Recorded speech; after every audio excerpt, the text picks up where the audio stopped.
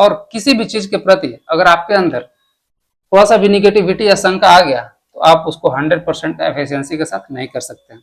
मेरे बारे में बहुत सारे ऐसी बातें हुई कि ये हो गया, जनरल तैयारी के ये दलदल में फंस गया, पता नहीं क्या होगा क्या नहीं होगा। टाइम पूरा एनालिसिस और डिस्कशन कर लिया करते थे पार्क में वहीं पे बैठ के।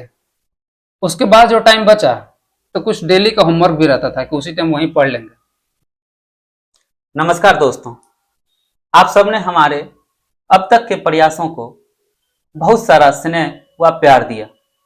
इस वीडियो में हम लोग अपने साथी प्रदीप जी के संघर्ष व सफर को जानने का प्रयास करेंगे, जो अब तक हमारे संघर्ष व सफर को आप सबके समक्ष रख रहे थे। तो सर, स्वागत है आपका हमारे इस छोटे से प्रयास में। जी धन्यवाद। तो सर, सबसे पहले आप अपना परिचय बताएं। जी मेरा संक्षिप्त परिचय हुआ। मेरा नाम प्रदीप प्रकाश जी। पिता का नाम श्री कृष्णा सिंह। मैं बिहार के रोहतास जिले का निवासी हूँ, जिसका नामकरण राजा हरिश्चंद्र के पुत्र रोहित के नाम पे हुआ।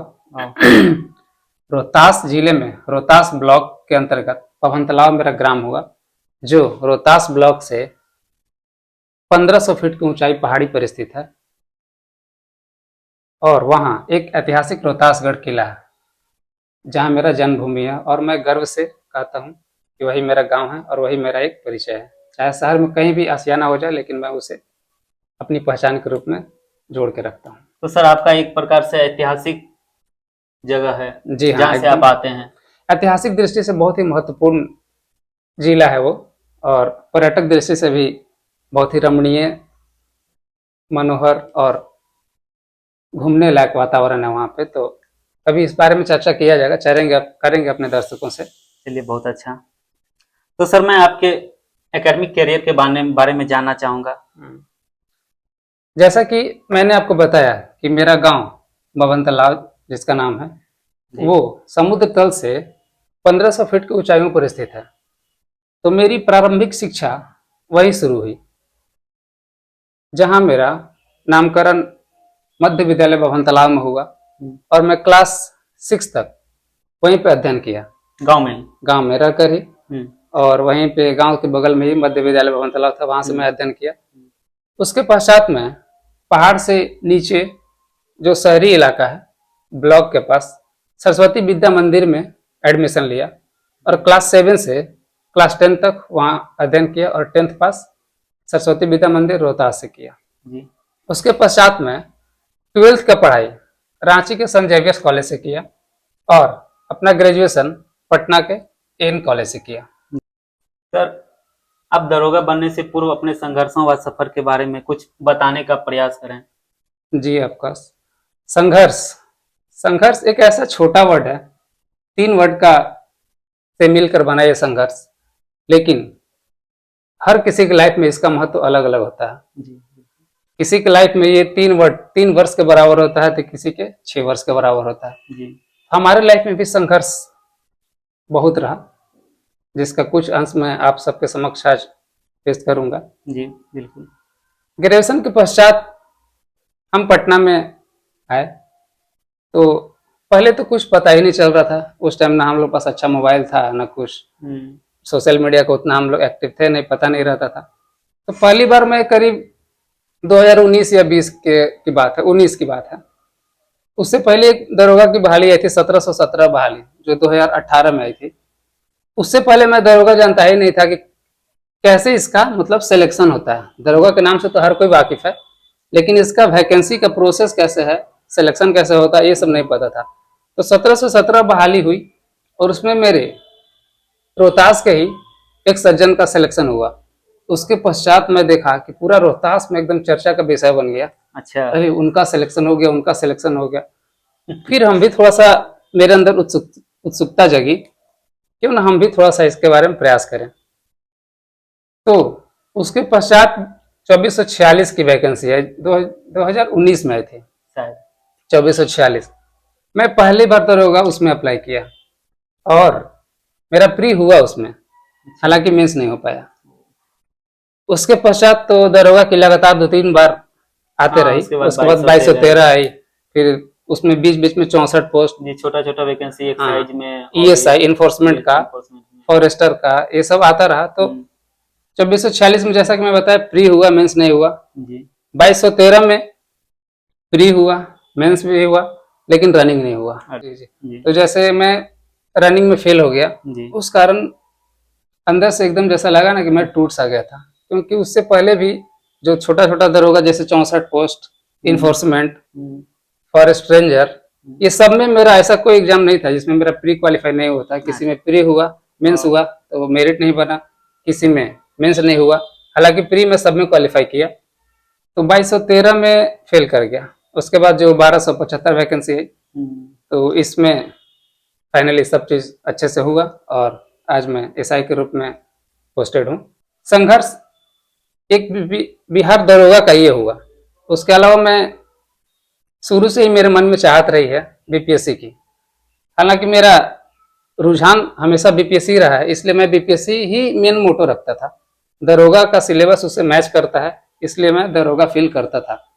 दरोगा और बीपीएससी के अलावा आज तक मैं कोई फॉर्म फिल नहीं किया। तो थोड़ा सा बीपीएससी के बारे में थोड़ा बता दूं। जी 2019 या 20 के बाद मैं बीपीएससी ही फिल किया। तो फर्स्ट टाइम मैं 65वीं बीपीएससी फिल किया था, जो शायद 2019 में आई थी। तो उस टाइम से मेरा जो बीपीएससी का प्री निकलना प्रारंभ हुआ, तो आज तक मैं कभी प्री में फेल नहीं हुआ। 65, 66, 67वीं, 68वीं, 69, 70वीं का भी मेंस में लिखा हूँ और 71वीं में प्री अभी हुआ है, जैसा कि आप सब जानते हैं। तो संघर्ष इतना ये रहा कि जैसे आप सोच रहे होंगे कि प्री कभी नहीं रुका बीपीएससी का, तो आखिर मेंस क्यों नहीं हो रहा था। हाँ। तो दर्शकों के मन में ये हो रहा होगा कि शायद सर का मेंस कमजोर होगा, चाहे ये होगा। तो मैं थोड़ा सा बता देता हूँ यहाँ पे 5 सेकंड में। जैसा कि 2020 के बाद भी दरोगा फ्रीक्वेंसी बढ़ गया आने का। 2446 आया, 2213 आया, 1275 आया, 64 पोस्ट एक्साइज का आया 2-2 बार। तो मैं मेरे अंदर एक जॉब लेने का जो होता है ना, कि एक बेरोजगारी का जो ठप्पा था, उसको मैं थोड़ा सा अपने ऊपर से हटाना चाहता था। इसलिए मैं पहला प्रेफरेंस एक जॉब को दिया और थोड़ा सा बीपीएससी को, मेंस को थोड़ा साइड किया। इसलिए मैं दरोगा की तरफ मुड़ गया और दरोगा को लेने के बाद अब आगे जो होगा उसका चलता रहेगा। वैसे भी आज के दौर में देखा जाता है कि सर दरोगा हमारे समाज का एक प्रतिष्ठित एवं पावरफुल जॉब माना जाता है। जी। तो सर इस जॉब के कुछ सकारात्मक पहलू को आप हमारे दोस्तों के समक्ष रखें। जी एकदम। दरोगा जैसे कि 1275 में सेलेक्ट हुए हम लोगों को करीब 1 साल हो गए, 1 वर्ष से अधिक हो गया, कुछ अधिक हुआ। तो इसके बारे में पहले से भी तो बहुत कुछ जानते थे हम लोग, लेकिन इन 1 सालों में इसका अनुभव कुछ अलग रहा। यह एक ऐसा शानदार और रॉयल जॉब है दोस्तों, जिसमें आकर आप कभी भी मन से ये नहीं हो सकते हैं कि हाँ मैं ऐसा जॉब में आ गया, मैं फंस गया, ये हो गया, मैं स्टॉप हो गया कैरियर। इसमें हर इंसान का देखिए कहीं ना कहीं मोटो होता है कि जन सेवा करें, समाज का भलाई करें। तो इसमें एक ऐसा फायदा है इस जॉब का कि आप प्रत्यक्ष रूप से जनता की समस्याओं को हल कर सकते हैं, उनको न्याय दिला सकते हैं। बिल्कुल। तो इसका मुझे बहुत बड़ा फायदा यही नजर आता है। जैसे हमारे न्यायिक व्यवस्था में देखते हैं कि district court, high court, supreme court, लेकिन सबसे बड़ा जो कोर्ट होता है ना, वो थाना में ये होता है। किसी भी गरीब को, असहाय को, जो जरूरतमंद है, उसको आप प्रथम रूप से वही न्याय दे सकते हैं और उसको बचा सकते हैं कि वो डिस्ट्रिक्ट, हाई कोर्ट और सुप्रीम कोर्ट तक दौड़े। तो सर अभी हम अब उस पहलू पर बात करने वाले हैं जो एग्जाम से रिलेटेड है। जी जी। जैसे अभी बिहार दरोगा की वैकेंसी आई हुई है, शायद 1799 पोस्ट। जी हाँ। तो पढ़ाई को लेकर अभी छात्रों में बहुत सारा स्ट्रेस रहता है, जैसे कि कम समय बचा है, कैसे पढ़ें, क्या पढ़ें, नहीं पढ़ें।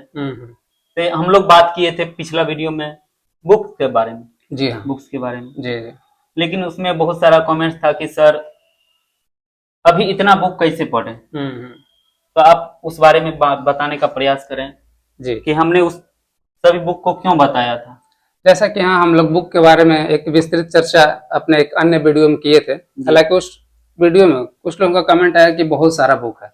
तो भाई बताओ जरा, तुम पहले से तो पढ़े होंगे ना आप? अच्छा हाँ पढ़े भी होंगे, लेकिन कंपटीशन कौन सा भाई पहले से और आसान हो गया, खुद सोचना जरा। तुमको क्या लगता है कि सिर्फ तुम एक क्वेश्चन पढ़ के अब बिहार दरोगा और बीपीएससी क्वालिफाई कर लोगे? थोड़ा सा सप्लीमेंट तो भाई लेना पड़ेगा ना।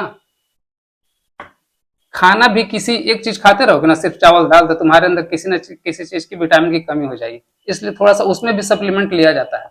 उसी तरह बुक है, मैं 1799 वैकेंसी जो अभी होने वाली है, हालांकि इसका डेट भी संभावित आ गया है, हाँ, 18 18 और जनवरी के 21। करीब है, हाँ, 18-21। 18-21 जनवरी।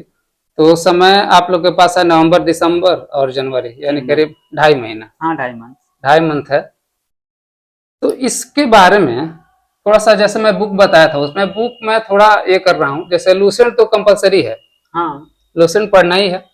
वैसे एक जो तैयारी कर रहे हैं वो लूसेंट तो पढ़ लिए हैं। वो पढ़ ही मतलब लिया वो था। जल्दी जल्दी पढ़ेंगे, अभी अगर पढ़ेंगे तो जल्दी जल्दी खत्म हम्म होगा, या फिर तो सिर्फ बुक रिवाइज में तीन करेंगे। चार ये कर देता हूँ आपको। आप 2 महीना में हर हाल में इसको तो पढ़ना ही होगा। और फिर भी ये सब बुक जो मैं बता रहा हूँ अगर नहीं पढ़ पा रहे हैं तो फिर आप समझ लीजिएगा कि मतलब दरोगा के आप, थोड़ा सा क्या बोले उसको, नहीं डायरेक्ट बोलना चाहता हूँ, दरोगा के योग्य नहीं है, या फिर आप कंपटीशन से बाहर हैं। क्योंकि पढ़ना तो पड़ेगा भाई मेरे। तो पहला बुक लूसेंट हो गया, कंपलसरी बुक, एकदम हर हाल में आपको पढ़ना ही पड़ेगा, एक बार नहीं 10 बार पढ़ना पड़ेगा। उसके अलावा मैं पहले भी बताया था हम लोगों ने, महेश बर्णवाल का एक सार संग्रह आता है, एनसीईआरटी सार संग्रह, वो भी बहुत जरूरी है। उसमें थोड़ा स्टैटिक क्वेश्चन, जैसे वन्यजीव अभ्यारण्य कहाँ है, जी। टाइगर रिजर्व कहाँ है, और रामसर जो साइट्स होता है वो सब, उस समय बहुत अच्छा कलेक्शन एक जगह दिया हुआ था, नया एडिशन ले लीजिएगा। तो नया लूसेंट एडिशन। हो गया, महेश बर्णवाल हो गया। उसके अलावा थोड़ा सा क्वेश्चन अब भाई अपग्रेड होता जा रहा है, तो थोड़ा सा डेप्थ में थोड़ा आपको जाना पड़ेगा। इसलिए मैं दृष्टि का क्विक बुक सजेस्ट कर रहा हूँ। आप उसका सारा सब्जेक्ट मत पढ़िए, लेकिन हिस्ट्री, ज्योग्राफी तो हर हाल में पढ़ लें। एक पॉलिटी भी पढ़ सकते हैं अगर आप थोड़ा टाइम निकाल लें तो, लेकिन हिस्ट्री ज्योग्राफी हर हाल में पढ़ें। आपको कितना 3 बुक बताए हम, लूसेंट, मैथ्स बर्डवाल, दृष्टि। सर अभी के एग्जाम में साइंस का बहुत बड़ा रोल साइंस रहता का, है। वही मैं साइंस पे आ रहा था। तो साइंस के लिए भी आप ज्यादा मत ये करें, आपके पास टाइम कम है, मात्र एक बुक बता रहा हूँ, लूसेंट का सामान्य विज्ञान। आप सिर्फ एक बुक पढ़ लें, दरोगा में आपका साइंस का लगभग 90% क्वेश्चन उससे मिल जाएगा। सिर्फ साइंस का एक बुक बता रहा हूँ। टोटल कितना बुक हुए? 4 बुक हुए। 4 बुक भी अगर आप नहीं पढ़ पा रहे हैं तो फिर आप खुद में आत्मविश्लेषण कर सकते हैं कि हाँ मतलब हम क्या क्यों तैयारी करें क्या कर रहे हैं। नहीं। तो बुक का जहां तक ये है, ये हो गया 4 बुक में। बाकी करंट के लिए भी लोग बहुत पूछना चाह रहे थे, तो करंट भाई करना पड़ेगा। और करंट के लिए कम से कम 2 मैगजीन, उसमें भी हम लोग बताए थे, कॉमन है, स्पीडी और एडिटोरिया का वार्षिकी जो आता है, वार्षिकांक। और हम एक जोड़े थे कि अगर मंथली आप वीडियो देख सकते हैं मंथली वाला तो वो देखिए, 2 मैगजीन अच्छा हर हाल में कीजिए, और एक वीडियो मंथली, जैसे बहुत सारा आता है, प्रतियोगिता दर्पण का भी अपलोड किया जाता है, बहुत बढ़िया रहता है। 20-25 मिनट का ये रहता है, 1 मंथ का कंपाइल, वो भी देख सकते हैं। करंट का इशू हो गया। इसके अलावा प्रैक्टिस सेट पे थोड़ा चर्चा कर लेते हैं। प्रैक्टिस सेट तो प्रैक्टिस सेट भाई मेरे बहुत जरूरी है। आप कितना भी बुक पढ़ लो, लेकिन जब तक आप प्रैक्टिस नहीं करोगे तो आपके अंदर वो कॉन्फिडेंस आएगा ही नहीं। आप 10 बुक पढ़ लो, लेकिन एग्जाम हॉल में जाओगे तो लगेगा ना कि कहाँ से क्वेश्चन आया, ये ऐसा आया, इसका लैंग्वेज ऐसा है, मतलब फैमिलियर नहीं हो पाओगे आप एग्जाम हॉल से। इसलिए जितना हो सके मैक्सिमम प्रैक्टिस सेट कीजिए। और उसके लिए कोई कोचिंग संस्थान में जाने की आवश्यकता नहीं है कि प्रैक्टिस सेट के लिए हम कोचिंग संस्थान ज्वाइन करें। अगर आप पटना के भिखना पहाड़ी, मुसल्लापुर हाट और राजेंद्र नगर, दिनकर गोलंबर के आसपास रहते हैं, मैं आपको एक निःशुल्क संस्थान का सलाह दूंगा। प्रेमचंद गोलंबर मोन्यूलक स्टेडियम के पास एक प्रेमचंद पाठशाला नाम से ग्रुप चलता है, जहां मैं खुद प्रैक्टिस सेट किया करता था। और वहां करीब 400 से 500 बच्चे डेली सुबह में 5 बजे बिहार दरोगा का सेट लगाने आते हैं। सब चीज का सेट चलता है वहां पे। 5 बजे बिहार दरोगा का सेट लगता है। और सेल्फ इवेलुएट करने का सबसे अच्छा तरीका है, तो आप उस बीच में जाइए, 500 बच्चों में जाइए, सेट लगाइए और क्वेश्चन एक कीजिए। वहां सबका रैंक भी बताया जाएगा, जो टॉप 10 टॉप 20 होगा। तो आप कहना चाहते हैं कि किसी कोचिंग संस्थान के भीड़ से बचकर आप वहां पहुंच एकदम सकते हैं। कोचिंग में जाने का भाई कोई जरूरी नहीं है। आप किसी भी कोचिंग में ना जाए प्रैक्टिस सेट के लिए या किसी भी चीज के लिए। जो न्यूअर्स हैं, न्यू कमर्स आए हैं, वो फाउंडेशन कोर्स इधर उधर फाउंडेशन कोर्स कर सकते हैं। लेकिन जो थोड़ा पढ़ लिए हैं, पटना में 1-1.5 साल गुजार चुके हैं, वो भाई कोचिंग के पीछे छोड़ो, लाइब्रेरी और सेट प्रैक्टिस के पीछे भागो। सिलेक्शन आपका कोई नहीं रोकेगा। तो आप वहां जाएं जरूर, आपको बहुत बेनिफिट मिलेगा। जैसा कि मैं प्रेमचंद गोलंबर का नाम लिया, वहां जरूर जाएं। वहाँ बहुत सारे दोस्त लोग हैं मेरे। अगर कोई दिक्कत होता है तो आप हमें जरूर कमेंट करके बताएंगे। और इससे रिलेटेड हाँ कुछ मेडिकल के बारे में भी, यहाँ मेडिकल के बारे में बहुत सारे लोगों का, मेडिकल नहीं, सबसे पहले फिजिकल कि हम तैयारी करते हुए, एग्जाम की तैयारी करते हुए फिजिकल की तैयारी भी करें या नहीं करें, या तो फिर किनको करना चाहिए किनको नहीं करना चाहिए, जैसा कि उसके बारे जैसे में बात। 1799 के परिप्रेक्ष्य में बात करें तो टाइम जैसा कि 2-2.5 मंथ टाइम है। तो प्रीलिम्स के अभी लिए। मेरे अनुसार आप फिजिकल पे रोक दें, फिजिकल को रोक दें, 2-2.5 मंथ पूरी तरह से एकदम किताब में लग जाए और किताब के रिवीजन और प्रैक्टिस सेट में लग जाए।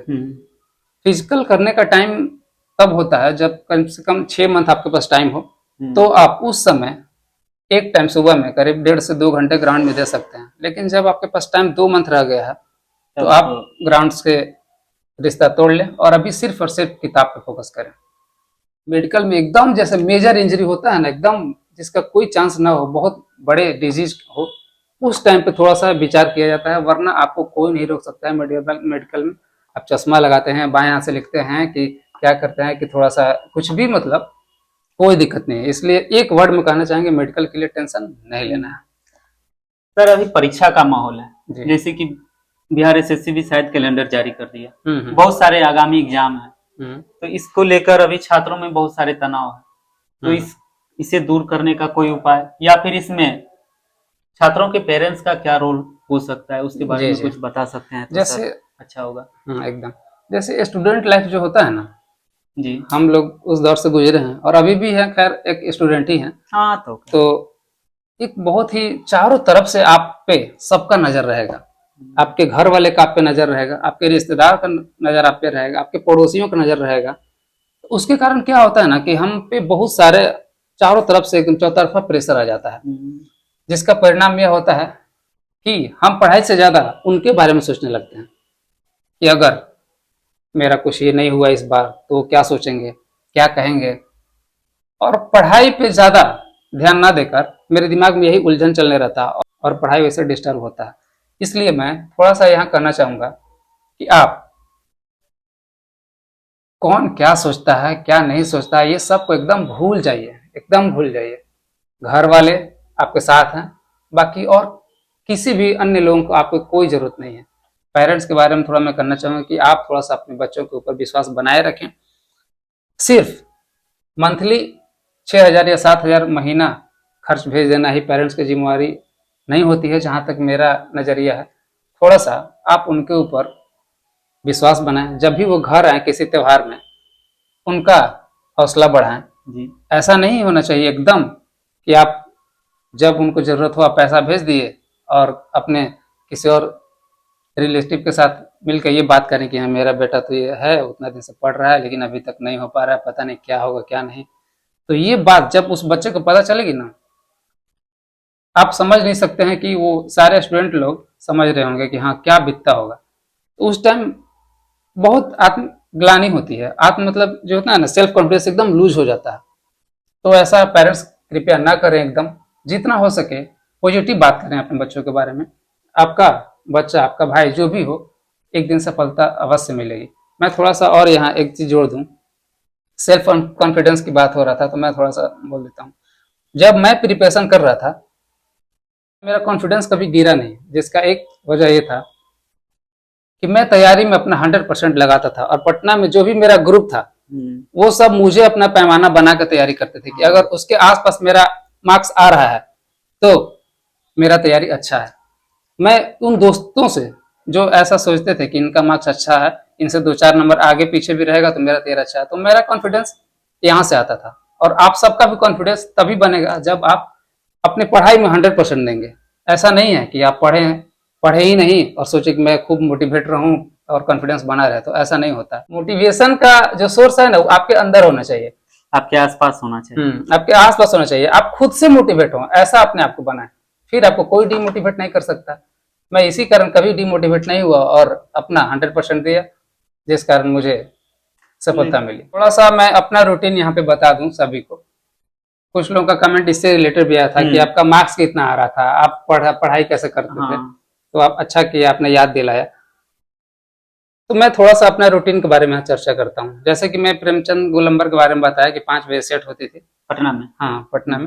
तो मैं 4 बजे डेली उठ जाता था भोर में, 5 बजे से सेट होता था तो मुझे पहुंचना भी होता था। जैसे 5 बजे सेट होता था तो 5 से एक 1.5 घंटा का सेट होता था, 6 सवा 6 तक सेट होता था। सेट वहां दे लेते थे और वहीं बगल में कई सारा बैठने का जगह है, छोटा मोटा फैमिली पार्क ये सब, वहां बैठ के हम लोग उसी टाइम कुछ दोस्त मिलके 4-5 दोस्तों का सबसे अच्छा रहता है कि उसी टाइम आप उसका उसी टाइम पूरा एनालिसिस और डिस्कशन कर लिया करते थे पार्क में ही, वहीं पे बैठ के। तो पार्क में ही 1-1.5 घंटा और पढ़ लेते थे, यानी टोटल करीब 9 बजे तक हम लोग वहाँ पार्क में ही जो एनालिसिस हुआ वो भी कर लिए और कुछ एक्स्ट्रा भी पढ़ लिए। उसके बाद रूम आते थे, तो रूम आते आते करीब 9:30 के आसपास हो जाता था। उसके बाद स्टूडेंट लाइफ में खाना सबको बनाना होता है और खाना का सबसे प्यारा भोजन होता है डीबीसी, आप लोग को पता होगा, दाल भात चोखा। तो शॉर्ट में हम लोग वही कभी कभी सब्जी चावल, कभी डीबीसी बनाते थे और फिर से 11:30 में हम लोग का टाइम होता था लाइब्रेरी का। लाइब्रेरी 11:30 में निकल जाते थे। 11:30 से करीब 5 बजे तक जो सेल्फ स्टडी होता था लाइब्रेरी में वो करते थे। 5 से उसी में डिस्कशन रूम था मेरे लाइब्रेरी में, तो 5 से 7:30 करीब 2.5 घंटा के आसपास में सेल्फ डिस्कशन हम लोग करते थे वहां पे, जो ग्रुप डिस्कशन होता है। और ज्यादा बच्चा नहीं, हम लोग 5-6 लड़का ही थे, ग्रुप डिस्कशन करते थे लाइब्रेरी में ही, जो अभी कोई नहीं कर रहा है। जो अभी कोई नहीं कर रहा और इसे लोग भाग रहे हैं, जो बहुत बड़ी एक कमियां है। तो हम लोग 2 से 2.5 घंटे डिस्कशन करते थे, तो लगभग वहां से 7:30-8 बज जाता था। वहां से फिर निकले बाहर, तो वहां से सब्जी वगैरह जो सामान वामान था घर रूम का लेते हुए फिर रूम आते थे 8:30 के करीब। फिर से खाना बनाना है, खाना पीना बनाइए खाइए, आराम से 10 बज जाएगा। तो रात में मैं जैसे बता रहे थे आपकी सोना कब होगा, तो मेरा रात में कभी पढ़ाई हुआ ही नहीं, मैं सो जाता था। थोड़ा बहुत आधा घंटा या 20 मिनट 30 मिनट जो हुआ ना, उस टाइम में ऐसे ही कुछ देख लेता था, लेकिन खाने के बाद मैं सो जाता था। 11 11:30 तक मैं मैक्सिमम सो जाता था, क्योंकि सुबह में जगना भी होता था। तो रात में हमसे पढ़ाई नहीं हुआ। और लोगों का अलग अलग रूटीन होता है, जैसे कुछ लोग रात में ही पढ़ते हैं 3 बजे तक 4 बजे तक, सुबह में लेट से सोते हैं। तो मेरा ये रूटीन था। तो आप सबको भी मैं थोड़ा यहाँ कहना चाहूंगा कि थोड़ा सा पढ़ाई पे समय दें, थोड़ा सा। जब तक आपके लाइफ में त्याग नहीं आएगा ना, तो ऊपर वाला भी दोस्तों देखता है कि कौन बच्चा कितना त्याग कर रहा है इसके अपने लक्ष्य के प्रति, और कौन कितना सब चीज कर रहा है, मतलब पढ़ाई भी कर रहा है, शादी भी इंजॉय कर रहा है, रिलेशन में भी जा रहा है, घर भी जा रहा है। तो आखिर ऊपर वाला क्यों आपको जॉब देगा? जो पटना में रहकर दाल भात खा रहा है, न छठ में घर जा रहा है, न दिवाली में घर जा रहा है, न शादी में किसी के घर जा रहा है, तो आखिर रिजल्ट उसका होना चाहिए, आपका क्यों होगा? जब आप सब चीज करते हुए पढ़ाई भी कर रहे हैं, तो भगवान क्यों आपको देगा? ये खुद मुझे रियलाइज हुआ कब, मैं जैसे बताया कि 2213 में मैं रनिंग में छट गया, तो उसमें मेरा एक दोस्त का हुआ था। उसमें हम सोच रहे थे आखिर इसका हुआ क्यों, मेरा क्यों नहीं हुआ। मैं उस पर बहुत चिंतन किया, तो मुझे पता चला, मैं रियलाइज किया कि नहीं, जिसका हुआ है दोस्त का, वो कहीं ना कहीं हमसे परिश्रम अधिक किया है। अभी हम भले ही एक समान है, लेकिन पास्ट में वो हमसे ज्यादा परिश्रम किया। और उस टाइम मैं समझ गया कि त्याग तो करना पड़ेगा दोस्तों, क्योंकि तुम किसी से सब चीज छुपा लो, लेकिन ऊपर वाले से कभी नहीं छुपा सकते। बहुत सारे दोस्तों का क्वेश्चन था कि अभी एग्जाम का टाइम है, हम पढ़ते हैं लेकिन याद ही नहीं रहता है, भूल जाते हैं। तो याद का सबसे एक ही फंडा भाई, जीके याद होता नहीं है, वो भूलने वाला चीज ही है। पढ़ते रहिए अलग अलग। अगर आप नहीं भूल रहे हैं तो समझिए कि आप बीमार हैं, चाहे आप इंसान नहीं है। अगर नहीं भूल रहे हैं तो भूलना इंसान की पहचान है, और वो भी जीके जी। तो इसका सबसे बड़ा एक ही समाधान है, बार बार पढ़िए, बार बार पढ़िए और प्रैक्टिस से, बार बार पढ़िए, प्रैक्टिस कीजिए। जैसा कि मैं आपको बताया, मैं करीब दरोगा सब मिला के 2446, 2213, 64 का 2-2 पोस्ट 2-2 बार आया। इन्फोर्समेंट एसआई का भी आया था 2022 या 21 में आया था। दरोगा का मैं 7 से 8 बार प्री मेंस क्वालिफाई किया हूँ, 7 से 8 बार दरोगा। और बीपीएससी का भी करीब 6 से 7 बार बीपीएससी, 66, 67, 68, 69, 70, सीडीपीओ 53 सीट आया था। ऑडिटर का दोस्त लोग जान रहे होंगे 2 बार वैकेंसी आया था। ऐसा किसी में नहीं था जो मेरे प्री नहीं क्वालिफाई हुआ।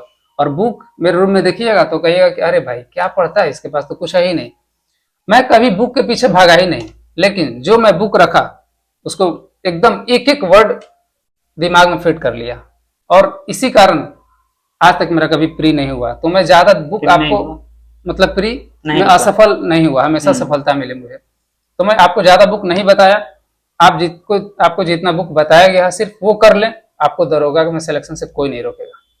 अगर बनना है, सिलेक्शन लेना है, एक रास्ते को फॉलो करें जो बताया जा रहा है। हाँ, किसी एक के ऊपर आपको विश्वास करना पड़ेगा कि मेरा ये मार्गदर्शक है, जो मुझे बोल रहा है मैं वो करूंगा। आप साइड में देखोगे, इधर देखोगे तो रोड पे एक्सीडेंट होगा ही ना।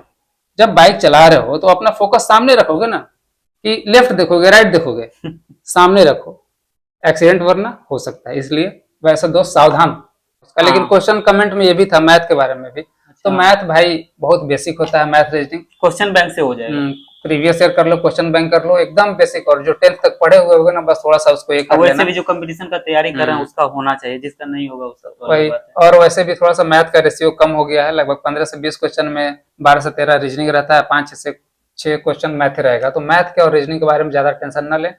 जिसके बारे में टेंशन लेना है वो है जीके और जीएस। मेंस का मार्क्स अगर आपका अच्छा आ गया और फिजिकल क्वालिफाई कर लिए, आपका मेरिट कोई नहीं रोकेगा, सिलेक्शन पक्का होगा। जी प्रदीप जी, बहुत अच्छा लगा आपसे बात करके। जी धन्यवाद। तो आगे भी इस तरह से हम लोग मिलते रहेंगे। सभी दोस्तों को मैं फिर से 10 सेकंड में कहना चाहूंगा, जी बिल्कुल। सिर्फ पढ़ाई पढ़ाई पढ़ाई करें, और कोई शॉर्टकट नहीं है सफलता का। 2 महीने अपने आप को झोंक दो दोस्तों, अगला साल 2026 में दिवाली से पहले आपके कंधे पे भी डबल स्टार होगा। बस एक चीज करने के बाद मैं आप सबको बस बेस्ट ऑफ लक बोलूंगा। ऑल द बेस्ट मेरे दोस्तों। तो चलिए प्रदीप जी, मिलते रहेंगे। धन्यवाद। धन्यवाद।